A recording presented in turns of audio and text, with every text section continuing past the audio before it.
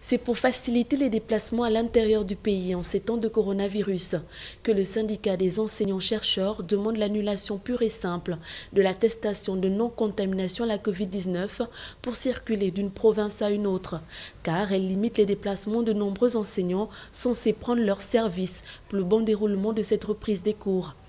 S'agissant de l'attestation de non-contamination, elle est inutile car nous donnons que votre statut médical à un instant donné, c'est-à-dire au moment du test de dépistage.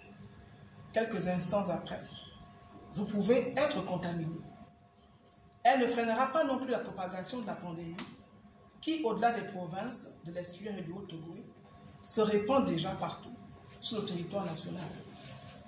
En effet, les autres provinces présentent un taux de contamination très bas ou inexistant du fait d'une absence de centres de dépistage, alors que la pandémie y sévit.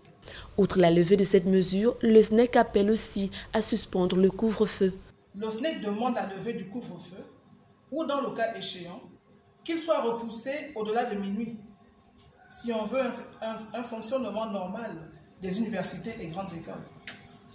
À côté de ces deux mesures, le SNEC demande aussi l'application des modalités dérogatoires du travail dans les services publics non essentiels pendant la période de l'état d'urgence lié à la Covid-19. Celui-ci oblige l'administration à mettre à disposition de ces services des gels hydroalcooliques, des thermoflages et des masques à l'entrée des salles de classe.